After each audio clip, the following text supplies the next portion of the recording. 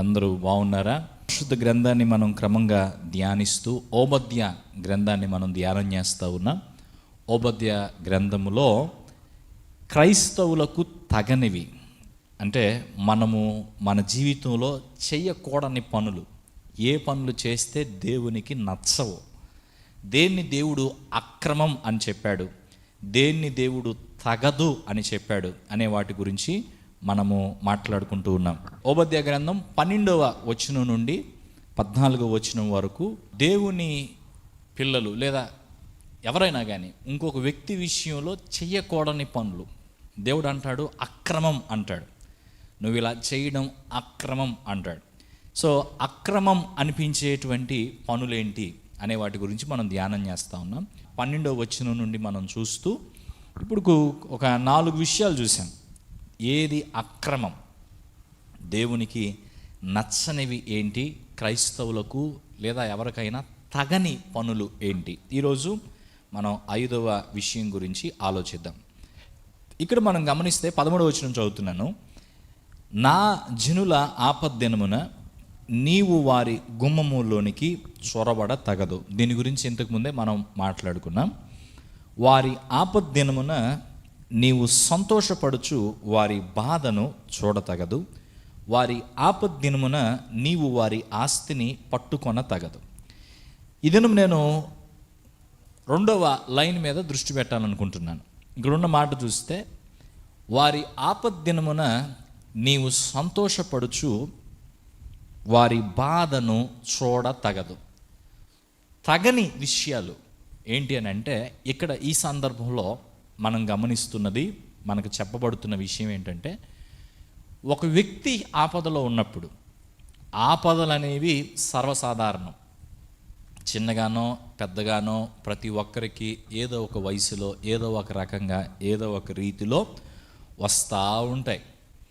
అయితే మన జీవితంలో ఆపదలు కలిగినప్పుడు, ఆపదలు తలెత్తినప్పుడు మనకు కలిగినటువంటి ఆపదలను బట్టి మన చుట్టూ ఉండేవారు మనతో ఎలా ప్రవర్తిస్తారు, లేకపోతే మన తోటి వ్యక్తికి ఏదైనా ఒక ఆపద సంభవిస్తే, సమస్య ఏర్పడితే, ఇబ్బందులు ఆ వ్యక్తి ఉంటే మనం ఎలా ప్రవర్తిస్తాం, వీటిని బట్టి దేవుడు మనకు తీర్పు తీరుస్తాడు. ఉదాహరణకి మీకు అర్థమయ్యేటట్టు చెప్పాలంటే ఒక వ్యక్తికి దెబ్బ తగిలింది, యాక్సిడెంట్ అయింది, కాలో చెయ్యో విరిగింది, అనారోగ్యం పాలయ్యాడు, లేదా పోనీ చనిపోయాడు. ఇవన్నీ కూడా ఆపదలే, ఇంకో వ్యక్తికి కలిగిన ఆపదలే. ఆ వ్యక్తికి అలాంటి పరిస్థితి వచ్చినప్పుడు నీ ప్రవర్తన ఏంటి, మన ప్రవర్తన ఏంటి, మనం ఎలా ప్రవర్తిస్తాం, ఎలా మనం స్పందిస్తాం, ఆ వ్యక్తికి కలిగిన ఆ ఆపదను బట్టి మనం ఎలా స్పందిస్తాం ఇది దేవుడు చూస్తాడు. చూసి దాన్ని బట్టి ఏ విధమైన ప్రతిఫలం మనకి ఇవ్వాలో ఇస్తాడు. ఇక్కడ యూదులకు ఆపద కలిగింది. మనం గడిచిన భాగాల్లో తెలుసుకుంటున్నట్టుగా యూదులు ఆపదలో ఉన్నారు. ఏ విధమైన ఆపద కలిగింది? బబులోను దేశస్థులు వారి మీదకి యుద్ధం చేయడానికి వచ్చినప్పుడు ఆ యుద్ధంలో యూదులు ఓడిపోయారు. యుద్ధంలో ఓడిపోవటం అనేది చాలా కష్టమైన విషయం. యుద్ధంలో ఓడిపోయినప్పుడు ప్రాణాలు పోతాయి, గాయాలు అవుతాయి, తినటానికి ఆహారం దొరకదు, బట్టలు దొరకవు, కట్టుకోవడానికి వస్త్రాలు దొరకవు, సొంత ఇల్లు కోల్పోతారు, ఊరు కానీ ఊరు వెళ్ళాల్సి వస్తుంది. ఇక భార్యలు పిల్లలు వీళ్ళ భవిష్యత్తు గందరగోళం అయిపోతుంది. ప్రశాంతంగా ఉన్నటువంటి జీవనం గందరగోళ పరిస్థితిలోనికి వెళ్ళిపోతుంది. సో ఇది సింపుల్గా మీకు అర్థమయ్యేటట్టు చెప్పాలంటే ఇది విషయం. యుద్ధంలో ఓడిపోతే పరిస్థితి ఇది. ఇలాంటి సమయంలో ఎదోమీయులు అనగా వీళ్ళు ఎవరో కాదు, యూదులకు సహోదరులు, అన్నలు అనొచ్చు. ఈ అన్నలు ఏం చేయాలి? ఒక వ్యక్తికి ఆపద వచ్చిందంటే ఆ ఆపదలో ఏం చేయాలి? సహాయం చేయాలి, తోడుగా ఉండాలి, ఆదరించాలి. కానీ వీళ్ళ యొక్క ప్రవర్తన వేరుగా ఉంది. ఇక్కడ మనం గమనిస్తే యూదులకు కలిగినటువంటి ఆపదను బట్టి వారు సంతోషించారు అనొచ్చు. చూద్దాం మళ్ళా మాట. వారి ఆపద్దినమున నీవు సంతోషపడచ్చు. ఇంట్రెస్టింగ్. ఒక వ్యక్తికి ఆపద వస్తే ఆ వ్యక్తికి కలిగిన ఆపదను బట్టి మనలో ఉండాల్సిన స్పందన ఏంటి?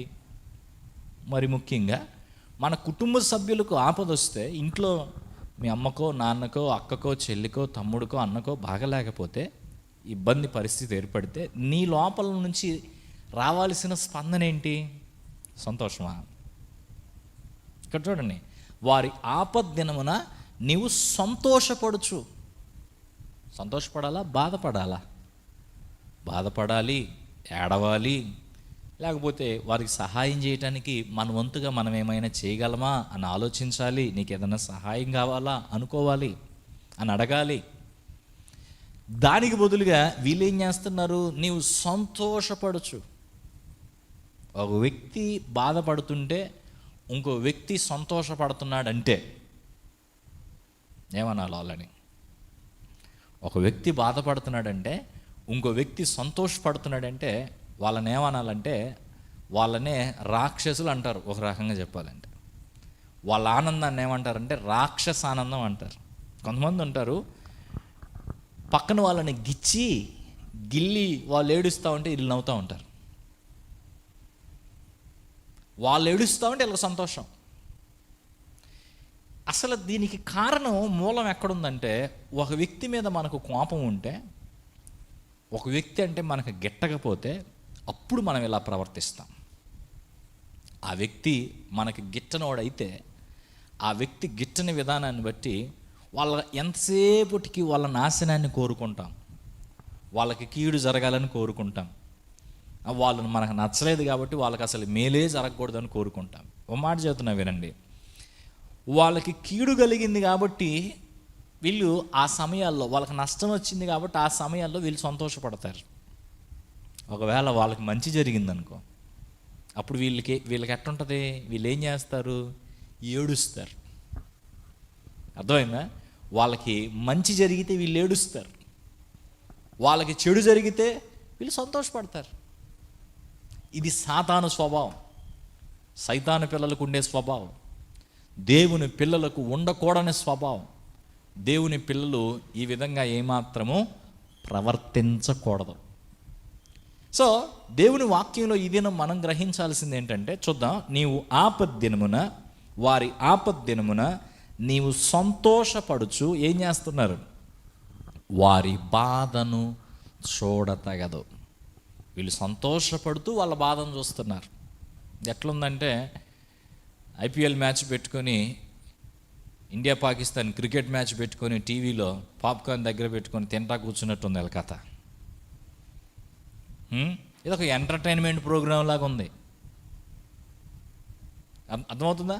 ఎంటర్టైన్మెంట్ ప్రోగ్రాం లాగా. అంటే జరుగుతుంది, బాధాకరమైన సంగతి, కానీ అది మాత్రం వీళ్ళకి సంతోషంగా ఉంది. ఒక సినిమాకు పోయినట్టుగా ఉంది, ఏదో సంతోషకరమైన కార్యం చూస్తున్నట్టుగా ఉంది.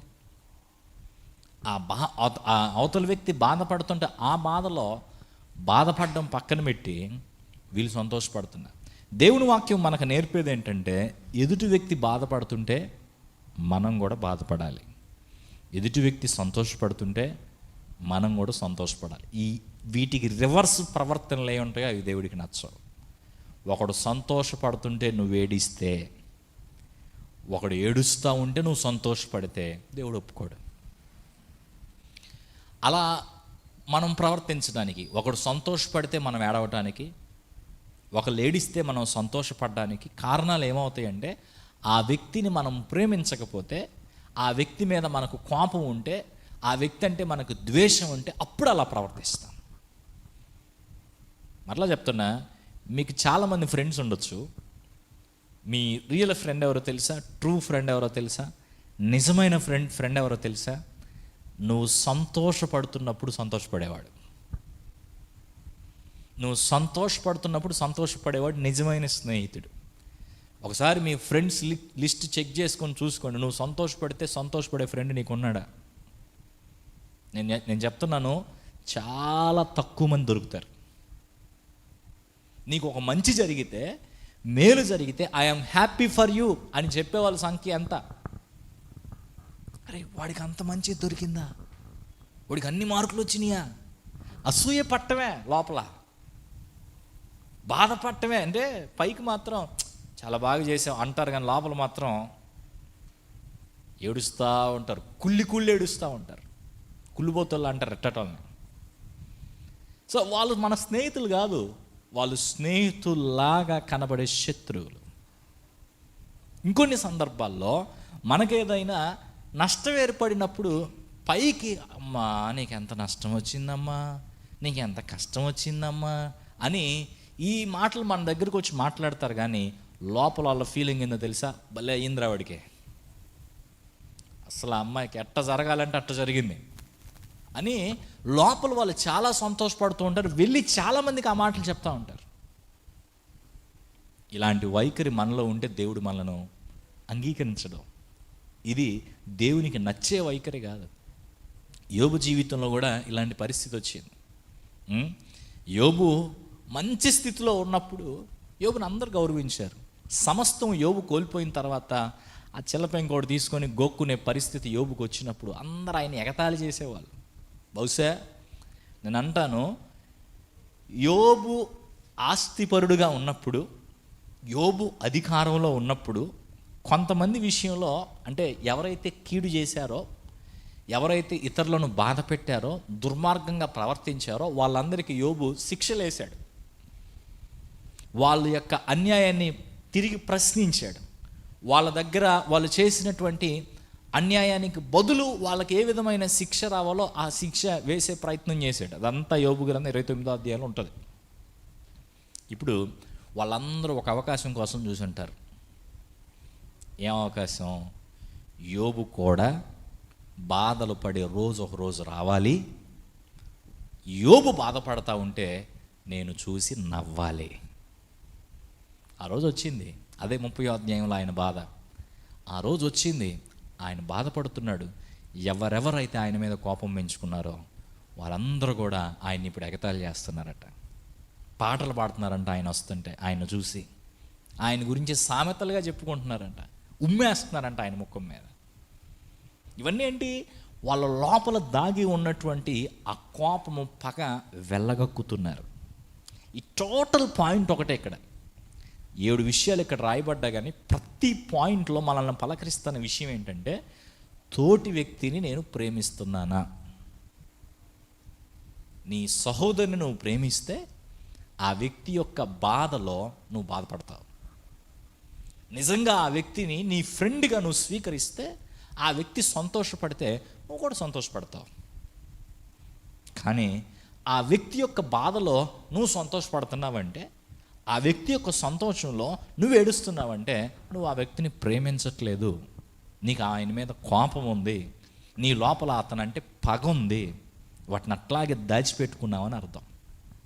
అవి ఇప్పుడు ఇలాంటి సందర్భం వస్తే కానీ బయటికి రావు. చాలామంది మన జీవితంలో చాలా రోగాలకి కారణం ఏంటో చెప్పినా ఇదే, మంచి మనసు లేకపోవటం. కొన్నిసార్లు ఈ మాట అంటూ ఉంటారు, అది ఎంతవరకు నిజమో, ఇల్లు కుళ్ళుబోతులరా, అందుకే వాళ్ళు ఎంత తిన్నా లావు అవరా అంటూ ఉంటారు. అది నిజమని నేను అంటలేదు, కానీ నిజానికి ఆలోచించాలి. మనం ఒక వ్యక్తిని ప్రేమించే విధానంలో ఉన్నామా? ఒక వ్యక్తిని నిజంగా మనం ప్రేమిస్తే మనం ఆ వ్యక్తిని ప్రేమిస్తున్నటువంటి విధానాన్ని బట్టి ఆ వ్యక్తి బాధలో బాధపడతాం, ఆ వ్యక్తి సంతోషంలో సంతోషిస్తాం. వీళ్ళు చేస్తున్నట్టుగా అయితే చెయ్యం. వీళ్ళు ఏం చేశారంటే, వాళ్ళకి ఆపద కలిగితే వాళ్ళ ఆపదలో వీరు సంతోషపడుతూ చూశారంట. క్రైస్తవులను హింసించిన సమయంలో ఏం జరిగిందో తెలుసా? క్రైస్తవులను తీసుకొచ్చి స్టేడియంలో నుంచోబెట్టి పులులు, సింహాలను వీళ్ళ మీదకి పంపించి, ఇంకా నైట్ టైంలో ఎలుతురు కోసం, లైట్ కోసం కొంతమంది క్రైస్తవులను కొన్ని గుంజలకు కట్టేసి నిప్పండిచ్చేసి వాళ్ళు తగలబడతా ఉంటే, కాలిపోతూ ఉంటే, ఈ సింహాలు, పులులు వచ్చి ఈ క్రైస్తవులను కొరికి, వాళ్ళ ఎముకలన్నీ కొరికి తినేస్తూ రక్తము ఓడుస్తూ ఉంటే, చుట్టూ స్టేడియంలో క్రికెట్ మ్యాచ్ చూడడానికి కానీ కూర్చున్నట్టుగా స్టేడియంలో చుట్టూ కూర్చొని చప్పట్లు కొట్టుకుంటా ఉన్నారు. దేవుడు ఊరుకోడు. ఎవరి విషయంలోనైనా, ఏ కుటుంబం విషయంలోనైనా, ఏ జనాంగం విషయంలోనైనా మన ప్రవర్తన ఇలా ఉంటే దేవుడు అంగీకరించడం. సో ఒక పరిశీలన మనం చేసుకోవటానికి దేవుడి విషయాలు మన ఎదుటికి తీసుకొస్తున్నప్పుడు లెట్ us చెక్, ఆలోచించుకుందాం. ప్రేమించే వారంగా ఉందాం. ఆ ప్రేమను బట్టి దేవుని యొద్ద నుండి మంచి ఫలితాలు. మనం ప్రేమిస్తే తిరిగి ఆ ప్రేమ మనుషుల దగ్గర నుంచి రాకపోయినా దేవుడి దగ్గర నుంచి దేవుడు కొలిచి మన ఒళ్ళో పోస్తాడు. మనం ద్వేషం చూపించామంటే ఆ ద్వేషానికి ఫలితం మనుషుల దగ్గర నుంచి, ఒకవేళ వాళ్ళు మనల్ని ఏమీ చేయలేకపోవచ్చు మనం చూపించిన ద్వేషానికి, కానీ దేవుడి దగ్గర నుంచి మాత్రం ఖచ్చితంగా ఫలితం వస్తుంది. ఓకే, ఈ మాటలు మనం అర్థం చేసుకొని ఒక తీర్మానం దేవుని సన్నిధిలో చేసుకుందాం. పరిశుద్ధుడైన తండ్రి, మా జీవితాల్లో మేము మా తోటి వారిని ప్రేమించే వారంగా ఉండాలి. ఎవరి మీద కోపం ఉంచుకోకూడదు, ఎవరిని ద్వేషించకూడదు. మరి ముఖ్యంగా మేము కోపం ఉంచుకున్న మనుషులు ఎవరైనా ఉంటే, అసలు కోపం ఉంచుకోవడమే మీకు గిట్టని పని, గతంలో వారు మాకు కీడు చేసిన వారు అయ్యుండి వారికి ఈ రోజున కష్టం కలిగితే వారికి కలిగిన కష్టాన్ని బట్టి సంతోషపడే వ్యక్తులుగా మేము ఉంటే అది మీకు నచ్చదని, అలా సంతోషపడటం సరైంది కాదని మీరు మాకు జ్ఞాపకం చేస్తూ ఉన్నారు. ఈ మాటలు ఎంతమందికి అర్థమయ్యాయో, ఎవరి యొక్క మాటల ద్వారా వారి జీవితాన్ని పరిశీలన చేసుకుని నేను కూడా అలా ఉన్నానా అని ఆలోచిస్తున్నారో వారి విషయంలో మీ కార్యం జరిగించి వారు మీ మార్గంలో కొనసాగేవారుగా, ప్రేమ కలిగిన ఈ మార్గంలో కొనసాగి అనేక మందిని వారి యొక్క ప్రేమ ద్వారా దగ్గర చేసుకునేవారుగా, మేలు చేసేవారుగా, మాదిరిగా జీవించేవారు ఉండటానికి సహాయం చేయండి. మాలో ఉన్న కోపము, ద్వేషము, పగ ఇవన్నీ నీకు నచ్చనివి ప్రభువా, వీటన్నిటినీ విడిచిపెట్టే జీవితాలు మాకు దయచేయండి. నీ కృపతో మమ్మల్ని మీరు బలపరిచి సహాయం చేయమని ఈ యొక్క అనుదిన ధ్యానాలను మీరు ఇంకనూ దీవించి అనేకమైన ఆత్మీయ సత్యాలు మాకు తెలియపరచమని యేసయ్య నామములో ప్రార్థిస్తున్నాం తండ్రి, ఆమేన్.